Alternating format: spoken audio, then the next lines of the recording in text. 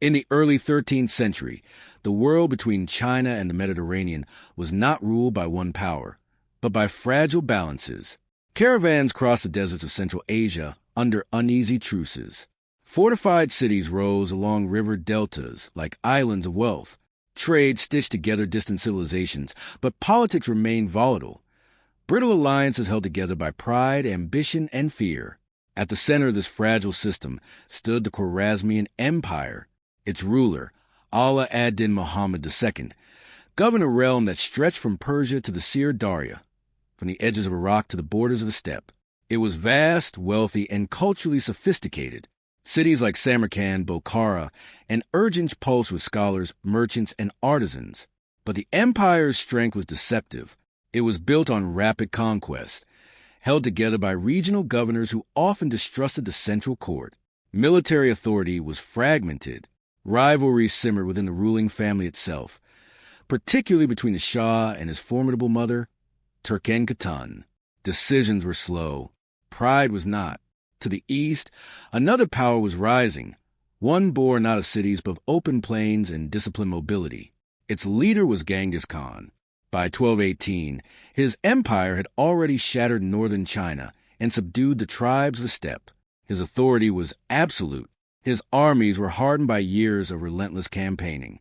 His system of command, decimal organization, iron discipline, strategic intelligence, created cohesion that no sedentary empire had yet fully understood. The two powers might have coexisted. Trade had begun between them. Diplomatic envoys were exchanged. The Mongols saw commercial access to the rich Islamic markets of Central Asia. It was not conquest. Yet, then came the incident at Otrar.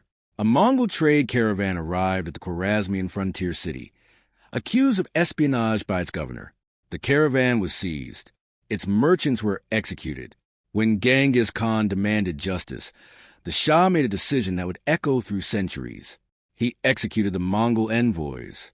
In steppe diplomacy, this was not insult, it was war.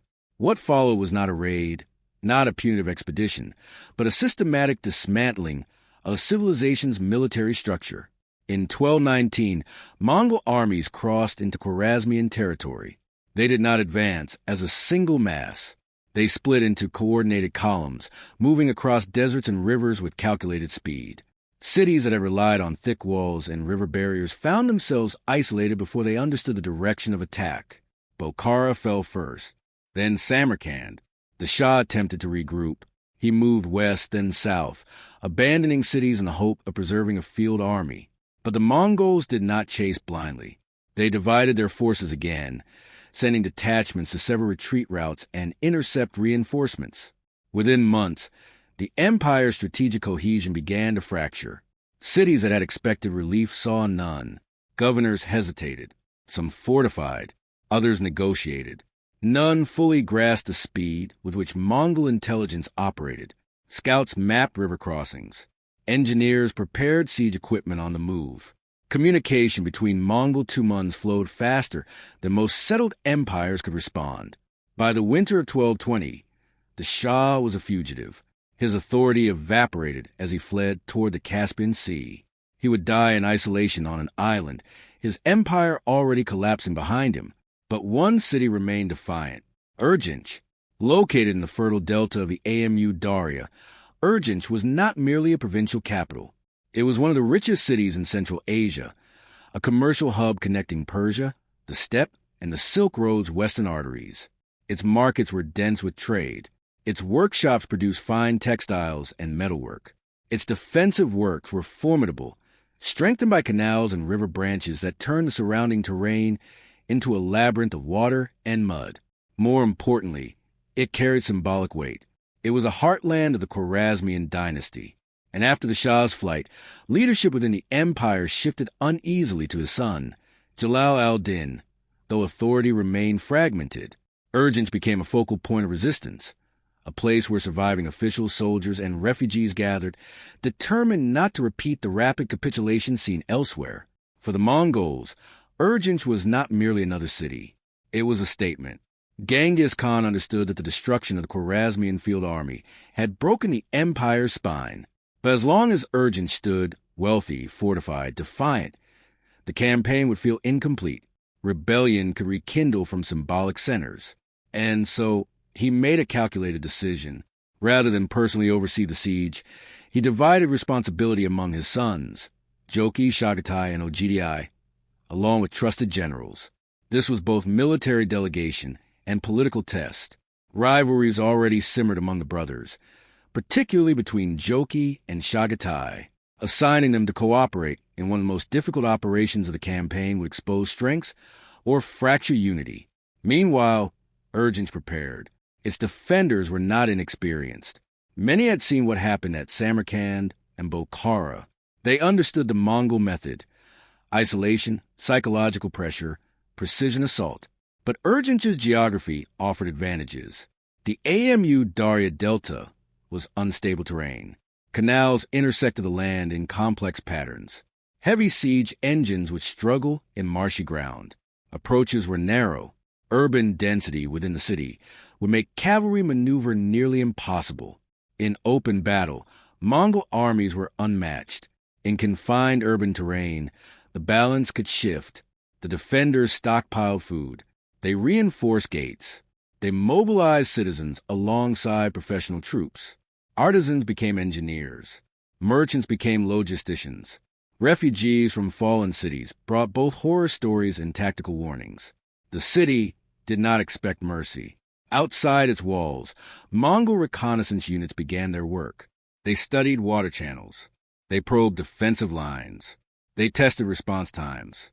They captured prisoners and extracted information about leadership divisions inside the city. Because by this stage of the campaign, Mongol warfare was no longer driven by rage. It was driven by analysis. Genghis Khan's strategy against Khwarazm had been clear from the beginning: prevent consolidation, isolate cities, remove leadership, and deny the possibility of coordinated resistance. Urgench was the final piece in that design, but it would not fall easily.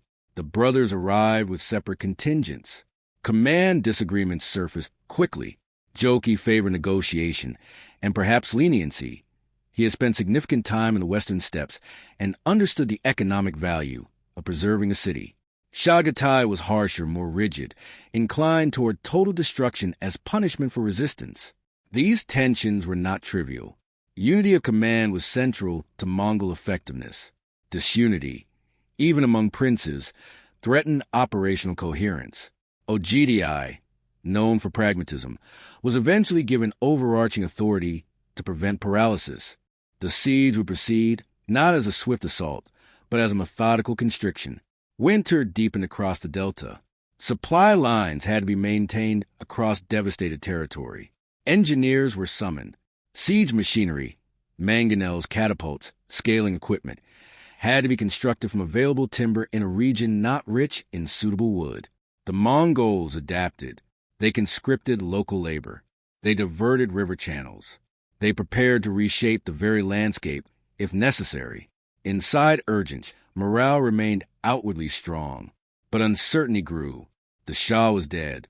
Relief from the broader empire would not come. This would be a standalone defense, city against empire.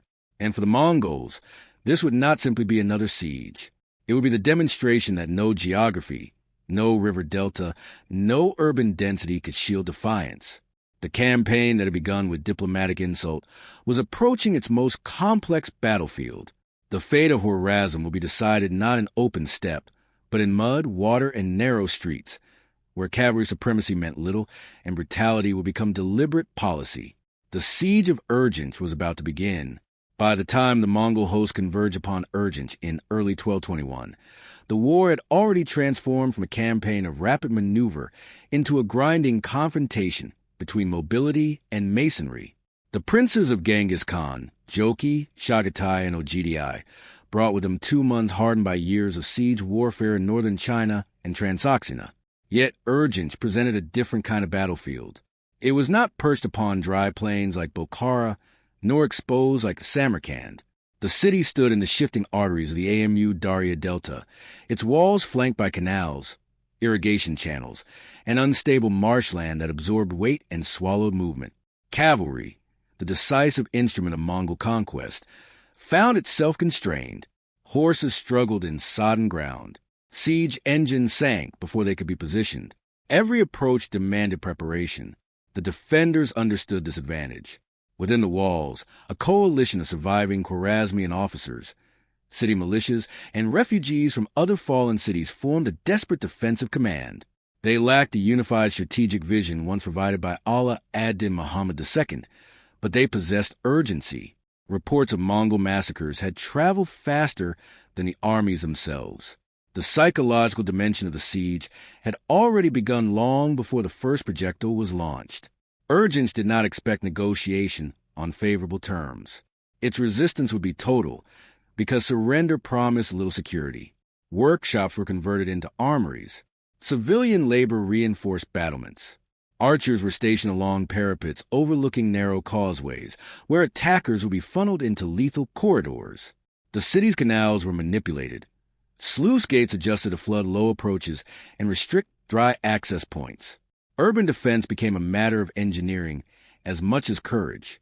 Outside the city, Mongol reconnaissance units worked with clinical patience. Scouts measured canal depth, charted current speed, and identified elevated ground capable of supporting artillery platforms. Engineers, many of them Chinese or Persian specialists, previously integrated into Mongol service, began constructing mangonels from dismantled timber gathered miles away. The Mongols had learned that victory in siege warfare depended on adaptability rather than brute force. In northern China, they had mastered counterweight trebuchets and coordinated bombardments. In Central Asia, they adjusted to adobe walls and different masonry compositions. At Urgench, water itself became the principal obstacle. Rather than rushing an immediate assault, the Mongol commanders chose containment. Supply routes into the city were severed. Outlying settlements were burned. Anyone attempting escape was intercepted. This was not merely to starve the defenders. It was to eliminate uncertainty. A city under siege must be isolated not only physically, but psychologically. Command friction, however, threatened efficiency. Joki advocated negotiation at several stages, possibly recognizing that prolonged siege and marsh terrain would drain resources and expose Mongol forces to attrition. Chagatai, whose temperament inclined toward uncompromising reprisal, resisted leniency. Their rivalry slowed decision-making at critical moments. It was Ogdi who imposed cohesion, focusing the army on systematic reduction rather than impulsive assault. Under his direction, Mongol forces began constructing elevated wooden platforms stabilized with packed earth, enabling siege engines to fire across flooded approaches. Labor was drawn from prisoners and conscripted locals. Those who faltered were executed, reinforcing urgency. The Mongol method combined terror and engineering in equal measure. When bombardment commenced, it did so in measured intervals. Stones arced above the canals and struck outer walls with rhythmic precision. The defenders responded with counterfire, arrows, stones, and occasional sorties launched through concealed gates. In the narrow terrain outside the walls, close combat erupted frequently. Mongol units attempting to secure bridgeheads encountered fierce resistance. The city's fighters understood that once siege towers or rams were positioned near the gates, their defensive advantage would erode rapidly. Several times, Mongol detachments were forced back, their horses unable to maneuver effectively in confined mud. Casualties mounted on both sides. For the Mongols, accustomed to open-step dominance, this was a sobering recalibration of expectation. Inside Urgench, morale oscillated between determination and dread. Food supplies remained adequate in the early phase, but constant bombardment frayed nerves. Civilians sheltered in cellars, while engineers reinforced breached sections of wall overnight. Religious leaders encouraged steadfastness, framing resistance as both civic duty and spiritual defense. Yet whispers spread of other cities that had resisted and suffered annihilation. The defenders faced a brutal calculation: whether prolonged resistance increased their chances of survival or merely intensified the severity of inevitable reprisal. As weeks passed, the Mongols escalated their strategy. Rather than focus exclusively on wall breach, they began manipulating the delta's waterways. Channels were redirected to destabilize portions of the city's foundations. Embankments were destroyed to alter flow patterns. This tactic reflected the broader Mongol principle of environmental adaptation. Where cavalry mobility failed, terrain would be reshaped. Floodwaters eroded outer structures, softening defensive points for a concentrated assault. Simultaneously, Mongol sappers advanced under protective screens, attempting to undermine key towers. Combat in these sectors was intimate and vicious, fought in narrow trenches where visibility was limited and panic spread quickly.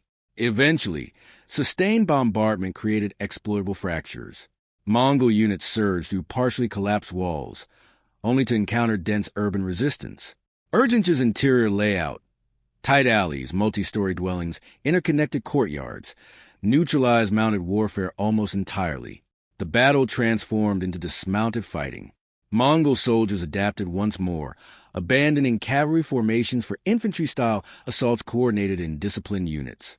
They advanced block by block, clearing resistance systematically. Fires erupted, whether set deliberately or sparked by projectiles. Flames spread unpredictably through crowded quarters. Smoke reduced visibility and heightened confusion. Commanders struggled to maintain communication amid the chaos. The defenders fought with desperation born of finality. Street barricades were erected from carts and debris. Archers fired from rooftops.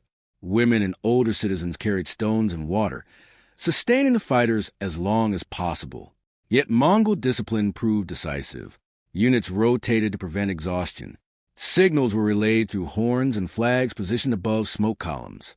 Gradually, sectors of the city fell silent, resistance extinguished in successive pockets. The psychological balance shifted. Once inner districts were breached, organized offense began to fragment. Without a centralized field commander of the Shah's authority, coordination deteriorated. Each neighborhood became an isolated stronghold, fighting without assurance that adjacent quarters still held. The cost of the Mongols was substantial compared to earlier sieges. Casualties were higher. Progress was slower. Frustration intensified among the princes, especially Chagatai, whose calls for harsher measures grew louder. Joki's inclination toward preservation diminished as resistance prolonged. The siege ceased to be a contest of tactical maneuver and became an exercise in erasure. Mongol doctrine held that stubborn defiance justified exemplary punishment to deter future rebellion. Urgench's prolonged stand had crossed that threshold.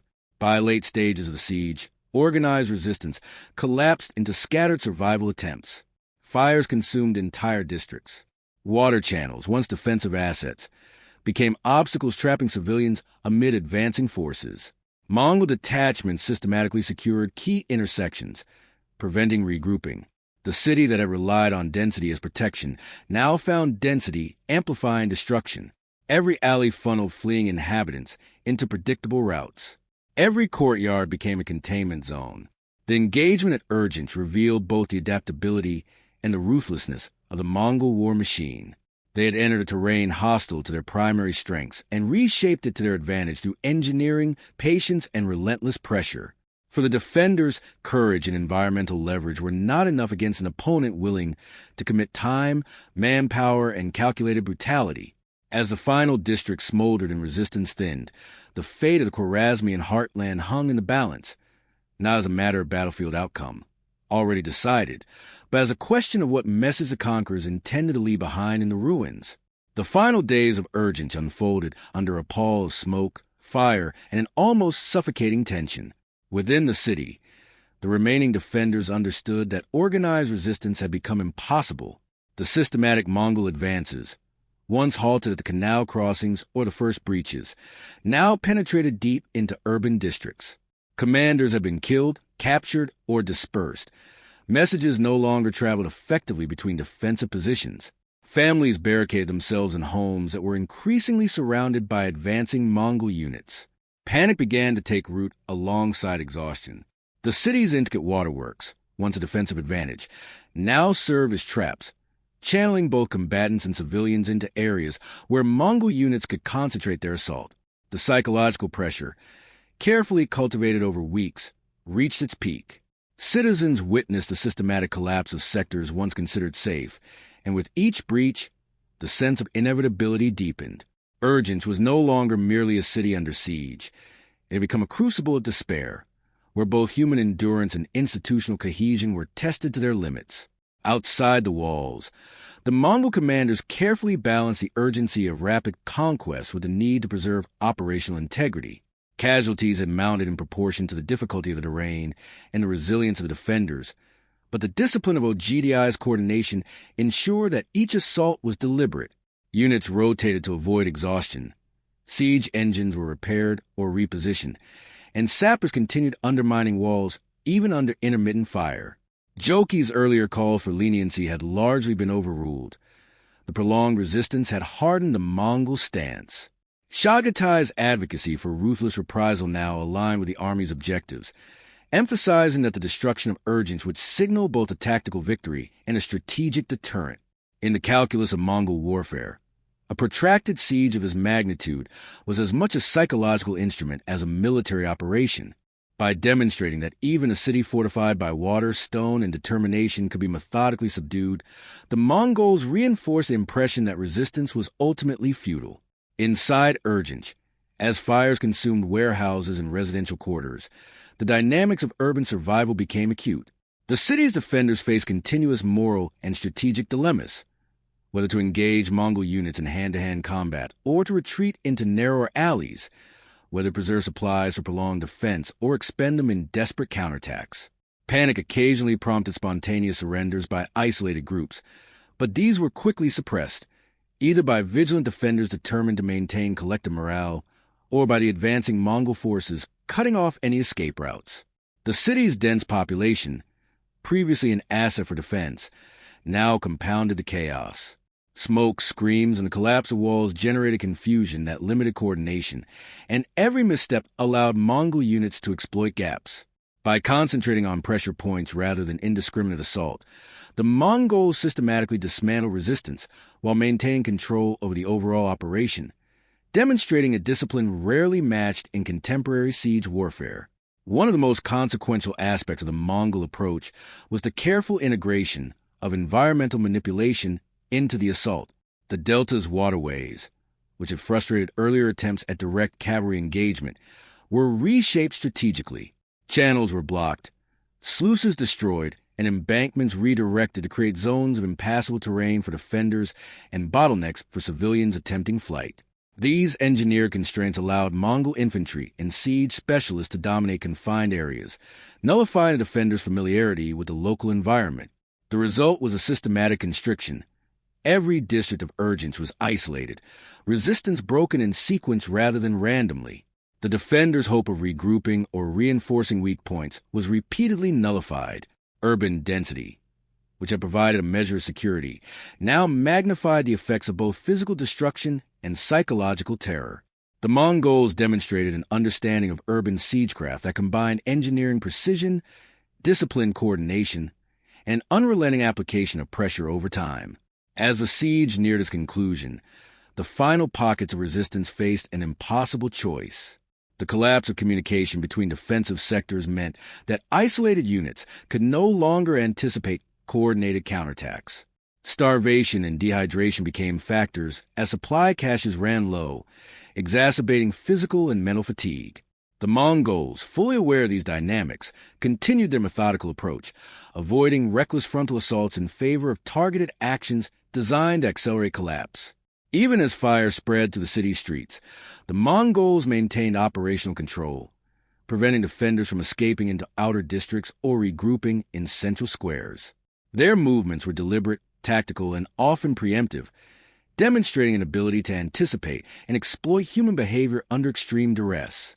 Ultimately, Urgench fell not in a single climactic battle, but through the accumulation of small, decisive advantages exploited over weeks. Sections of walls collapsed under sustained bombardment, floodwaters undermined foundations, and carefully coordinated infantry and artillery assaults breached gates and interior structures. Defenders were systematically neutralized in isolated pockets, and the city's infrastructure, already stressed by continuous attacks, could not support organized resistance. The fall of Urgench represented the final unraveling of Khwarazmian military capacity. While the Mongols had already destroyed the empire's field armies and captured key urban centers, Urgench's resistance had symbolized the remaining potential for organized defiance. Its destruction removed not only a physical stronghold, but also the psychological nucleus of Khwarazmian identity and authority. The consequences of Urgench's fall reverberated across Central Asia. The once vast Khwarazmian Empire ceased to function as a cohesive political entity. Regional governors, already hesitant after the rapid Mongol advance, abandoned attempts at coordinated defense. Trade networks collapsed as caravans and merchant routes were disrupted by the spread of violence and depopulation. Refugees fleeing Urgench carried stories of both destruction and Mongol discipline, reinforcing the perception that resistance would be met with inexorable force. The psychological impact on neighboring states was profound. News of meticulous and absolute subjugation of a major urban center instilled fear that reshaped diplomatic calculations for years.